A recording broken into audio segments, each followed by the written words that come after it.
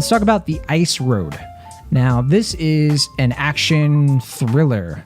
It's written and directed by Jonathan Hensleigh, who we've seen a lot of his stuff, that's for sure. He's been a screenwriter for a lot of things. You've definitely heard about it, if not seen. His first film he directed was The Punisher, the 2004 one. He wrote the film Jumanji, I think Die Hard with a Vengeance, right? And also Armageddon. Yeah. I mean, this guy's been around. You know, he's been around quite a while. This new movie is on Netflix. It stars Liam Neeson, Lawrence Fishburne, Benjamin Walker, Amber Midthunder, Holt McElhaney. It's okay. I wanted to mention this too. It's Netflix, right? But it's also coming out via Amazon Prime Video in the UK. So for UK listeners, we're going to mention Netflix a bunch, but you can see this on Amazon Prime. So just pointing that out. And it's being distributed by Netflix, but it's being produced by like a bunch of other like companies. I think some like Canadian companies, maybe like I forget which ones, but it's an interesting duck of a movie. It takes place in Manitoba, which is in Canada, of course. And I think this movie really wants to like be a 90s movie or early 2000s movie. Well, I know when you were watching the movie, that was like one of the first things you mentioned. Yeah. Yeah. It has that sort of template. I mean, it's kind of coming to us in the same like with the same energy of something like Those Who Wish Me Dead, kind of like hearkening back to a different time. I really like the tagline of this movie. I mean, it's a terrible tagline, but I like the audacity of it. This mission is on thin ice. Oh yeah, that's good. Yeah. But yeah, you had expectations for this? Expectations, maybe not the word I would use, but I don't know. I do have a soft spot for these late period Liam Neeson movies. I wasn't particularly fond of the Taken movies, but I do appreciate that like some of the stuff he did in the Taken movies' wake have been like I think people expected him to kind of fall into like the Charles Bronson phase, which I guess he's kind of getting to at this point, where it's just I was going to say, didn't he? I mean, to some extent, yes, and I think some extent, no. Like he's somewhere in between like Charles Bronson and Clint Eastwood, where like some of his movies, like A Walk Among the Tombstones, The Grey, like they are action centric, but they are also like thoughtful and like kind of moody almost. Like they have like some clear like emotional weight to them. Like I feel like given Liam Neeson's personal tragedies about 10 years ago, that like a lot of his movies have this kind of like searching, soulful quality to them that I think in the right property can be very effective or like kind of haunting almost. And they can elevate what could otherwise be like kind of like like airplane novel fodder into something that's like a little bit more subdued, I guess, or something that has a little bit more to say. And the opposite end of that is something like Nonstop or The Commuter and stuff, where it's I forget that guy, the French filmmaker dude that's doing Jungle Cruise, John something. It's like I forget his name off the top of my head, but like his movies, they're just all like the director of The Commuter. Yeah, and he also did Nonstop, and I think he did Unknown. I think his name is like I can't pronounce his name because he's French. Sure. Jamais, I want to say Collet. Something like that. But like his movies, those ones are just like, look, this movie is like dumb as shit. We're just gonna have fun and be really goofy, and like everything is just like absurd, and like they're obviously like B movies, but like they have a lot of cheese added to them, and it's just like, okay, like if he's like one or the other, I think Liam Neeson late period stuff can be kind of fun or at least interesting. When we're getting into this phase of his career, like we're like directly in like the C grade bargain bin era with like Honest Thief and The Marksman, and now this, where it's just like this one is probably his most like direct to video-esque type film, where it's a very, very simple plot, very much a star vehicle for him with like very like horrendously bad CG, like, you know, very hammy acting and stuff like that, deliberately so, but nevertheless, like definitely playing, like you say, to like a almost like Redbox kind of audience, where it's just like something that you can kind of like prop your feet up, not really like there's like stakes and it's like heavy, but it's not like overly stressful or anything. Like you can kind of relax with a beer after like a tough day at work and watch like this type of thing. And I think when the movie is indulging that, I think it's fun. Or when it's like hold on. I haven't even set up the movie yet. Okay, sorry. Hold on. Sorry. Going all the way to your final grade. Before we talk about the movie, I just want to mention one thing. To what you're saying. which I agree with. I mean, I like the first Taken movie a lot. I don't know if we agree there, but I think there are only 2 movies that he's like been either a main character, maybe like secondary main character, that kind of thing, in the last several years that I really enjoyed. And that's Silence, right? With, that's great. Scorsese. Yeah. Fantastic film. And Widows. You know, he doesn't have a major presence in that movie, but I think that he's really good in it. I mean, I was going to say Ballad of Buster Scruggs as well, but I mean, again, it's like kind of a smaller role, you know? Yeah. Other than those films, I'm just, there's not much to be said about, for me at least, with like Neeson's career. It's just very bit, you know, at this point. I know he's going to be in a Guy Pearce film later, either this year or next year. So you might be into that, right? Oh boy, I'm surprised my siren didn't go off for that one. But and I'm more excited about he's in another movie with Martin Campbell as director, and you know how I feel about Martin Campbell, directed my favorite film of all time. So you know, did they do another one with Martin Campbell recently, or am I just making a movie up on top of my head right now? There's another Martin Campbell movie that I just saw a trailer for, and I'm really hoping it's going to be fantastic, like one of the best movies of all time, and that is The Protege. Have you seen that trailer? It has Michael Keaton, Samuel L. Jackson. Ooh, no, I don't think I have. But that Michael Keaton, huh? I saw it in I don't remember what trailer. I think it might have been for Hitman's Wife's Bodyguard, and I saw that, and I hadn't heard about the movie, but this is supposed to be coming out from Lionsgate in August. Okay. And I don't know if that's like the best sign, for this movie being good, but I'm into it. I'll watch it. Well, August is kind of I don't know, like anything could come out. Like one of the best movies of the year could come out in August. One of the worst movies of the year could come out in August. Who knows? So that's not a sign or a mark of good or bad quality. But I can see what you mean. Yeah, it's a question mark, but definitely an intriguing one. But yeah, for sure. But yeah, so The Ice Road. Let's talk about this movie. Sorry to cut you off earlier, but let's set this one up. So The Ice Road is it starts off, you know, kind of similar to some other films we've seen, where like this group of miners gets trapped in this Canadian province, right? And there's a time limit. They have to survive. They only have I think 30 hours or something like that before they run out of oxygen, but also they're under permafrost, so like they're you know, it's not looking great. There's a time limit. The only thing that can get them out of the mine are these very big, cumbersome things called wellheads. And the only way to get them to this mining facility is by taking this perilous ice road. And at this point in the movie, I'm like, sure, yeah. I buy it. I buy the stakes. I buy the limitations that this movie is setting upon me. I'm not even going to think about other solutions. You got me, movie. I'm just going to assume this is it. This is the only way they can save these miners, is with these very big things, and the fact that they have to drive across an ice road in April, which is very dangerous. And I don't know, Will, have you ever seen Ice Road Truckers? The show? Yeah. Yeah, I've seen a couple episodes. I was thinking about that a lot, because that's the first, that show is what introduced me to even the idea of like what ice roads are and everything. Sure. So I was stoked. I was like, oh, cool. You know, like a dramatized or more dramatized version of how perilous the ice roads can be, but with these stakes and with a time limit. And there's also some like maybe other things going on that could get in their way. Who knows? And it's all, you kind of see it coming. Yeah. But yeah, so Liam Neeson is an ice road trucker. For sure. He and his brother, Gertie, played by Benjamin Walker, they are kind of just, or sorry, not Benjamin Walker. Benjamin Walker plays the insurance guy. I don't remember. Lincoln, Vampire Hunter dude. Yeah, I think is it Marcus Thomas who plays his brother? I think that's who I might be thinking of. Yeah, Marcus Thomas. But he's a veteran. He suffers from a condition called aphasia.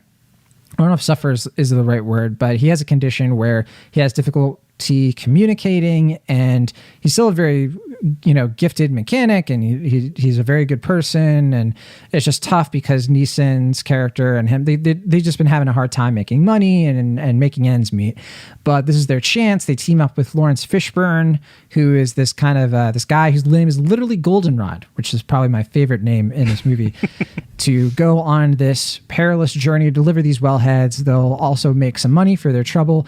Amber Midthunder's character joins them as a native Canadian. We've seen her in stuff like Legion and Roswell and stuff like that. I'm a fan of Amber Midthunder. I think she's very good. But yeah, so she joins them as well. We have these 3 trucks. They got to get to this destination. Problems ensue. It's a big dumb movie, very 90s. I'll say that I had an okay time with it. I was as like a Netflix lazy watch at home on a Saturday night. I didn't have a ton of complaints. I mean, sure, I could poke holes in it all day. I could, kind of point to the absurdities of this movie and how I don't care about almost any character at all. But, it's one way to pass the time. What did you think? Yeah, I mean, I'm not too far from where you are, except I do think the central brother relationship is generally, at times, kind of affecting. Like, never, like, emotionally devastating, but, I mean, I think Liam Neeson is putting effort into those scenes in a way that, like, a lesser actor would just make him kind of throw away or whatever. I think in this movie, he is kind of selling the intensity of the scenes in a way that at times I'm kind of like, you don't have to go this hard on this. It's just Ice Road. You can kind of reel it back a little. But yeah, I think it's a totally fine Sunday morning, afternoon Netflix watch, like you said. Definitely an old-fashioned lark in terms of its approach. But at the same time, I think it is somewhat deliberately trying to harken back to, like, the Wages of Fear or, like, Sorcerer in terms of, like, having kind of those, like, stakes among the truckers and, like, having some sort of, like, intensity in terms of, like, the central premise being, like, they're literally on thin ice, as you said, from the tagline, and trying to get to this very perilous destination in time. But I did find that the middle of the film, like, I think it kind of over tries to, like, establish more stakes to the point where it's like I feel like the central concept could have justified it enough. Like, there's already enough stakes there that I feel like all the extra stuff with Benjamin Walker, Abraham Lincoln, Vampire Hunter himself, I found that to be kind of like a little redundant. Like, it just kind of felt like it was just adding to stuff where I felt like the central concept was already pretty intriguing enough. But other than that, I mean, yeah, it's, totally one I'm going to forget pretty soon, much like The Marksman. But yeah, I mean, for a late period Liam Neeson action thriller kind of thing, it's pretty standard. Yeah, it's funny to me because on the one hand, I like how in this movie, like, the villains are just villains, It's not getting pretentious. It's not trying to create this big sub narrative and a bunch of hand wringing sympathy. No, they're just super evil, evil to the point where you're just reveling and then, hopefully getting brought down. Yeah, I really appreciate this as a throwback to, like, people in suits being the smarmy bad guys having no respect for the common low man who's just trying to do a good job in the truck. It's just, like you said, totally unpretentious in a way that I did also respect.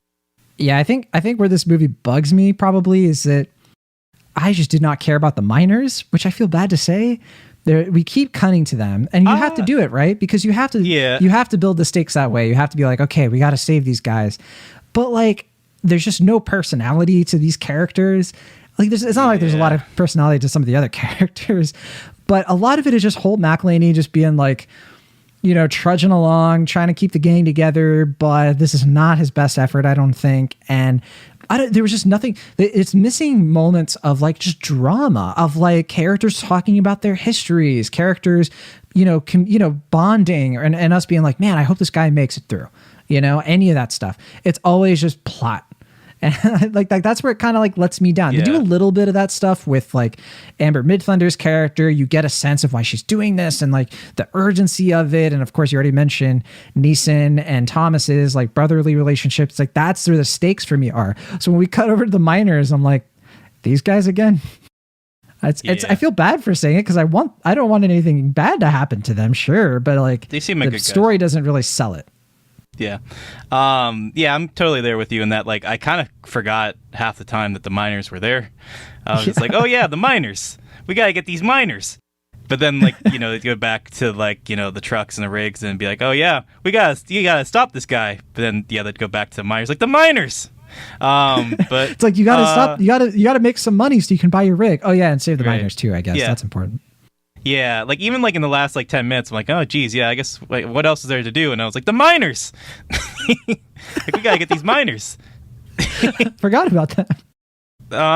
Yeah, but yeah, I kind of wish the narrative, like I said, was a little bit more streamlined. Like I said, I just found the like kind of Benjamin Walker stuff to be a bit redundant when there's already should be enough established stakes with the miners. And like maybe if I don't know how this could work if like somehow there was like some like phone connection, they could like Liam Neeson could like connect to the miners or something, being like, oh, do you have a wife? I have a wife. Tell me about your wife, and stuff like that. And like, you know, it could have had like some like kind of heart to heart, maybe like get a better understanding of who these miners are. But yeah, it just kind of felt like the Meyer narrative got underplayed too much to the point where it kind of cut the dramatic stakes at least in half. Yeah, I mean, things I liked about this movie ish. I like the soundtrack. I like that they kind of just go for like the Americana of it all, and that it's like, I don't know. We've seen so many movies like it's 2021. We've seen a lot of movies that are very like pop and hip hop and all this stuff. I'm okay with a movie once in a while. It's, you know, or as often as we can get, that is sort of just going for a different mood, like a different atmosphere, different set of priorities. Yeah. That's kind of just tackling the middle class. Let's go. I'm into it. Like I like those kinds of movies, and I'm glad that it's, you know, I'm glad this demographic is getting, you know, something that, as utterly nonsensical as it is, just kind of like telling a different kind of story in that sense, you know? Yeah. I mean, that is something though I kind of appreciate, in that like it's sort of like half of the Arnold Schwarzenegger thing. The other half being, I guess, like The Rock, like how like they have to always establish that The Rock is like the size of a building in his movies, and like similar to like Arnold Schwarzenegger, they always have to establish like why he's Austrian, or in this movie like why Liam Neeson is Irish, in a way that I always find kind of amusing. And sometimes they just don't acknowledge it at all. Just like, I'm just your average Ohioan citizen, in a way that I kind of admire. But I guess that kind of adds to the height and absurdities of his type films too, in a way that I really appreciate with like the Arnold movies. In this movie, though, I mean, he's a bit of a drifter, right? So it's not super noticeable, I guess. It's like you could sort of buy that he's from anywhere. He's just trying to find a buck. Well, yeah, that's true. Yeah, he's just trying to get by. But I don't know. I just always find that aspect of it kind of amusing, where all these Liam Neeson movies kind of have to like write their way around figuring out like, why is Liam Neeson in Middle America just hanging out, trying to get by? This guy, he seems like someone who works for the CIA. Why is he driving a truck? Oh yeah, I forgot he was in MIB International. That's right. Yeah. Yeah. I did too. But yeah, I think what I probably love about this movie is how it never sticks to its own rules too. Because like so much of this movie is like, we're on a time limit, okay? Every second counts. There is so much stalling, and like the plot just stops. And I'm just like, oh, well, they'll never make it. You know, like, well, I guess the mission's over. And they're like, we still got time. And I'm like, no, you don't. Yeah. Also, there's this whole thing where they're just like, you can't go too slow or else the truck will fall into the water. Many times they just stop. I'm like, it doesn't happen. And you're like, wait, you made this rule. You told me this would happen. So why didn't it happen? So it was stuff like that where I'm just like, okay, we're all here to just have some fun. Yeah, I like that there's you know, obviously when they get on the ice, they're like, we have to establish this is very perilous ice. If anything goes wrong, we're screwed. But then they're just like, oh, this part of the ice is cool. Like, you know, don't worry. Like hopping on it. Yeah. So like, what's your deal? What do you have for lunch? And it's just like, they just don't even care. It's fun. Yeah. But you know what? This movie, it does the thing that it needs to do, which is that it has an ice road, and people have to drive on it, and that happens. And that's all I have to say about this movie. Better believe it. So yeah, that's it. Yeah. So I am a very low C+. I can't make too many complaints. It's what you see, what you get. And so I think that it has a nice ending too. I thought it was touching a little bit. So yeah, Ice Road. It's on Netflix. Yeah. I think I'm pretty much in that vein. I'd probably give it like an affectionate and ironically warm high C, and that I don't think it's very good. I think by most measures it's like a very C grade bargain bin type movie, but I think the sincerity is there in a way that I think was maybe more apparent than something like F9, where I think it is. I did see somebody call this. Oh, I have to sorry to interrupt, but I did see somebody call this on Twitter the slow and the spurious. Love it. Yeah, but yeah, I mean it's very much like what's on a tin is what you get, like you said. It very much harkening back to older throwaway 90s movies, even to the point where you're kind of waiting for the commercial breaks.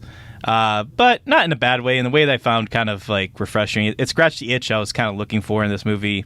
And I don't know how many more of these action movies we're going to get from Liam Neeson. I have to imagine we're at the tail end, because I think the dude's like 70 at this point. But who knows? Maybe he'll be 90 and infirmed and still trying to take bad guys down. But well, look, he's 69. Yeah. He just turned 69. So, yeah, we have another year. Nice. Yeah, I mean, yeah. But yeah, I mean, I don't know if this is close to his swan song. I guess it's not the worst way to go out in this genre. It's a big old fine, I guess, but in a way that I almost kind of admire. Yeah, maybe he has a son who's an actor, not like a prominent actor quite yet. I think he was in Vox Lux. What's his name? Mikhail Richardson. Okay. Yeah, so maybe he'll be taking the baton. Maybe we'll get a Nice Road 2. Gertie's Revenge. What if it's like another Taken type movie, but it's about trying to get his son to be a famous star? It's like the opposite, where he's like trying to push his son into like the limelight. Like, come on, he's talented. He can sing. He can dance. Do your thing. Well, I think too, like he got his son in some of his movies. I think he was also in Cold Pursuit and Made in Italy. But like, I don't know, like the fact that he was in Vox Lux and I don't even know what Made in Italy is. Oh, that came out last year. That was that movie literally no one saw. And I think his son was like one of the main characters. But it was the James Darcy film. Sure. His first one. You say so. He plays... So you remember that guy? He plays Jarvis in Agent Carter. Okay. And I didn't watch probably it, didn't see that. Sure. Okay. But you remember in Avengers Endgame, there was a character named Jarvis who inspires the Jarvis in the Iron Man movies, and like Tony Stark's dad like calls him Jarvis. That's James Darcy. That guy. He is he in Downton Abbey?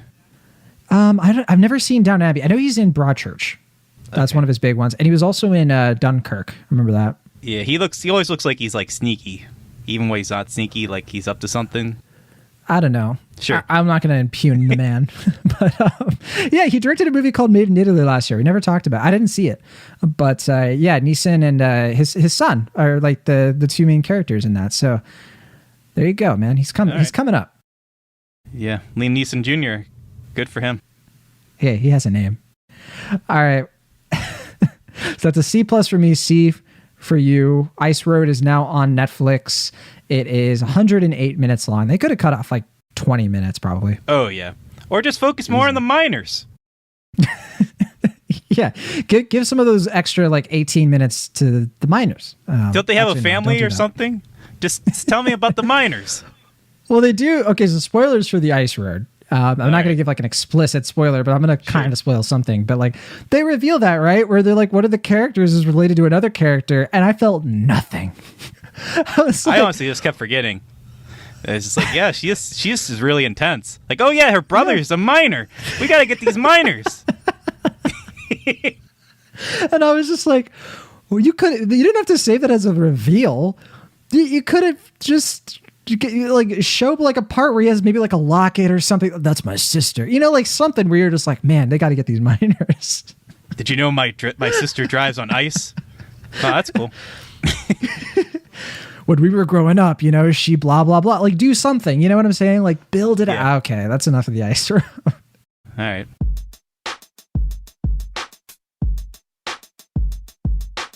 Thank you so much for listening to our show. Be sure to subscribe to Cinemaholics on your favorite podcast app of choice or find us on YouTube. See you all next time.